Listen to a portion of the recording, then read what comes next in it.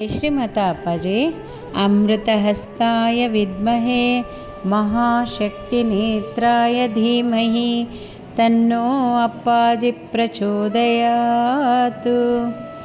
ಗುರುಪೂರ್ಣಿಮೆಯ ಈ ಶುಭ ಪರ್ವದಂದು ಶ್ರೀಮಾತಾ ಅಪ್ಪಾಜಿಯವರ ಪಾದಕಮಲಗಳಿಗೆ ಲಕ್ಷಾಂತರ ಮಕ್ಕಳ ಪರವಾಗಿ ಶಿರಸಾಷ್ಟಾಂಗ ನಮಸ್ಕಾರಗಳು. ಗುರುಹರಿ ಗುರುಹರ ಗುರುಬ್ರಹ್ಮ ಗುರುವೇ ಸಾಕ್ಷಾತ್ ಪರಬ್ರಹ್ಮ.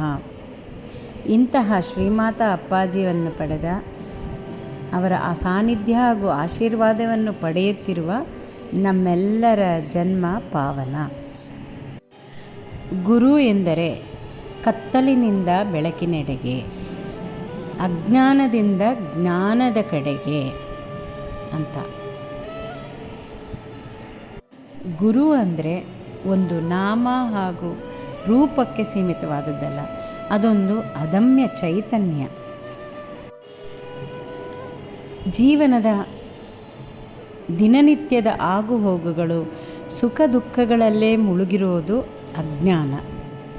ಇದೆಲ್ಲರದಕ್ಕೂ ಮೀರಿದ್ದು ಶಾಶ್ವತವಾದ ಒಂದು ಮಾರ್ಗ, ಸತ್ಯದ ಮಾರ್ಗವೇ ಜ್ಞಾನ.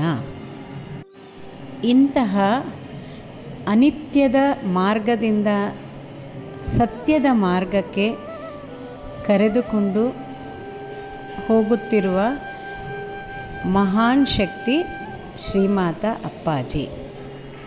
ಸತ್ಯದ ಜ್ಞಾನದ ಮಾರ್ಗ ಅತಿ ದುರ್ಲಭ ಮತ್ತು ಕಷ್ಟಕರವಾದ್ದೆಂದು ಭಾವಿಸಿದ್ದ ನಮ್ಮೆಲ್ಲರಿಗೂ ಅತಿ ಸರಳವಾಗಿ ಮನಮುಟ್ಟುವಂತೆ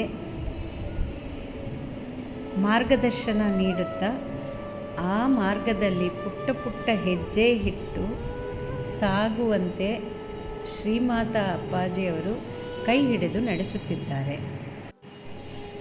ಸತ್ಯದ ಮಾರ್ಗಕ್ಕೆ ಹೋಗಲು ಎಲ್ಲೋ ದೂರದಲ್ಲಿ ಹೋಗಿ ಹಿಮಾಲಯದಲ್ಲಿ ಅಥವಾ ಕಾಡಿನಲ್ಲಿ ತಪಸ್ಸು ಮಾಡುವ ಅವಶ್ಯಕತೆ ಇಲ್ಲದೆ ಸಂಸಾರದಲ್ಲಿದ್ದೇ ಸಣ್ಣ ಸಣ್ಣ ಮಾರ್ಗಗಳನ್ನು ಅನುಸರಿಸಿ ಆ ಸತ್ಯದ ಮಾರ್ಗ, ಜ್ಞಾನದ ಮಾರ್ಗಕ್ಕೆ ಹೋಗಬಹುದೆಂದು ಅಪ್ಪಾಜಿಯವರು ತಿಳಿಸಿಕೊಡುತ್ತಿದ್ದಾರೆ.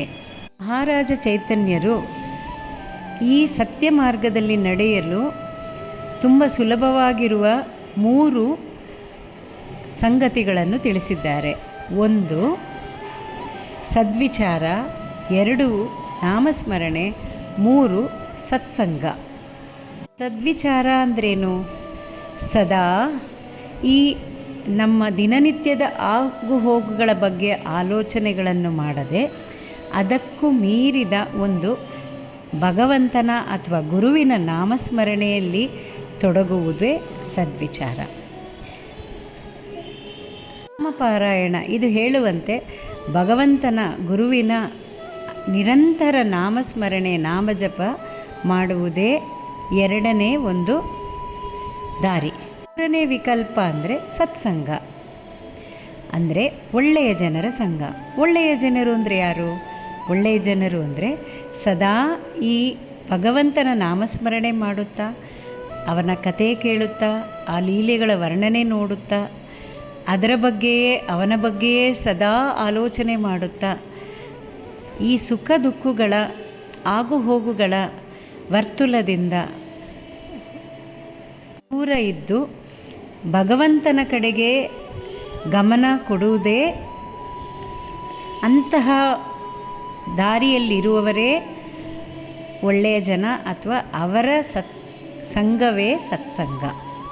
ಶ್ರೀಮಾತಾ ಅಪ್ಪಾಜಿಯವರು ಈ 3 ಸಂಗತಿಗಳನ್ನು ನಮಗೆ ಅತಿ ಸುಲಭವಾಗಿ ಹೇಳಿಕೊಡ್ತಾ ಇದ್ದಾರೆ. ಭಗವಂತನ ಕಡೆಗೆ ಅಥವಾ ಜ್ಞಾನದ ಕಡೆಗೆ, ಆ ಪರಬ್ರಹ್ಮ ಸತ್ಯದ ಕಡೆಗೆ ನಡೆಯುವ ಮಾರ್ಗದಲ್ಲಿ ನಾವು ಮಾಡಬೇಕಾಗೋದು ಒಂದೇ. ನಮಗೆ ಸಿಕ್ಕಂತಹ ಗುರುವಿನ ನಾಮಸ್ಮರಣೆ ಸದಾ ನಿರಂತರವಾಗಿ ಮಾಡಿದಾಗ, ಅವನಿಗೆ ಅನನ್ಯವಾಗಿ ಶರಣಾದಾಗ ಆ ಗುರುವೇ ನಮಗೆ ಎಲ್ಲವನ್ನೂ ಮಾಡಿಕೊಡ್ತಾರೆ ಅಥವಾ ನಮ್ಮ ಕೈಯಲ್ಲಿ ಮಾಡಿಸ್ತಾರೆ. ಸೊ ನಾವು ಏನಾದರೂ ಮಾಡೋ ಅಗತ್ಯನೇ ಬೀಳಲ್ಲ. ನಮ್ಮ ಒಂದು ಮುಖ್ಯ ಕರ್ತವ್ಯ ಅಂತಂದರೆ ಗುರುವಾಕ್ಯ ಪಾಲನೆ. ಗುರು ಹೇಳ್ದಂಗೆ ಮಾಡ್ತಾ ಹೋದರೆ ಸಾಕು, ಇನ್ನು ಮಿಕ್ಕಿದ್ದೆಲ್ಲನೂ ಅವರೇ ನೋಡ್ಕೋತಾರೆ. ಸೊ ನಾವು ಮಾಡಬೇಕಾಗಿರೋದು ಎರಡೇ. ಒಂದು, ಅನನ್ಯವಾಗಿ ಗುರುವಿನಲ್ಲಿ ಶರಣಾಗೋದು, ಮತ್ತು ಅವರು ಹೇಳಿದಂತೆ ಕರ್ತವ್ಯ ಪಾಲನೆ ಮಾಡೋದು, ಅಂದರೆ ಗುರುವಾಕ್ಯ ಪಾಲನೆ. ಇದು ಎರಡು ಬಿಟ್ಟರೆ ನಮಗಿನ್ನೇನೂ ಮಾಡೋ ಅಗತ್ಯನೇ ಇರೋದಿಲ್ಲ. ಮಿಕ್ಕಿದ್ದೆಲ್ಲವನ್ನು ಗುರುವೇ ನೋಡ್ಕೋತಾರೆ. ಈ ಗುರುಪೂರ್ಣಿಮೆಯ ಶುಭ ಪರ್ವದಂದು ನಾವೆಲ್ಲರೂ ಒಂದು ಸಂಕಲ್ಪದಂತೆ ಶ್ರೀಮಾತಾ ಅಪ್ಪಾಜಿಯವರ ಪಾದಕ್ಕೆ ನಮ್ಮೆಲ್ಲವನ್ನೂ ಸಮರ್ಪಿಸಿ ಅನನ್ಯವಾಗಿ ಶರಣಾಗಿ ಅವರು ತೋರಿಸಿಕೊಡುತ್ತಿರುವ ಮಾರ್ಗದರ್ಶನದಂತೆ ನಡೆಯುತ್ತಾ ಹೋಗೋಣ. ನಮ್ಮ ಅಜ್ಞಾನದ ಜೀವನದಿಂದ ಜ್ಞಾನದ ಕಡೆಗೆ ಒಂದು ಸಣ್ಣ ಹೆಜ್ಜೆ ಇಡಲು ಅಪ್ಪಾಜಿಯವರ ಸಂಪೂರ್ಣ ಆಶೀರ್ವಾದವನ್ನು ತೆಗೆದುಕೊಳ್ಳೋಣ.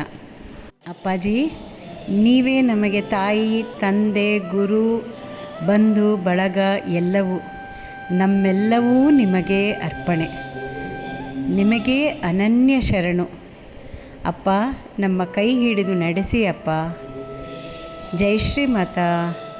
ಅಮೃತಹಸ್ತಾಯ ವಿದ್ಮಹೇ ಮಹಾಶಕ್ತಿ ನೇತ್ರಾಯ ಧೀಮಹಿ ತನ್ನೋ ಅಪ್ಪಾಜಿ ಪ್ರಚೋದಯಾತ್.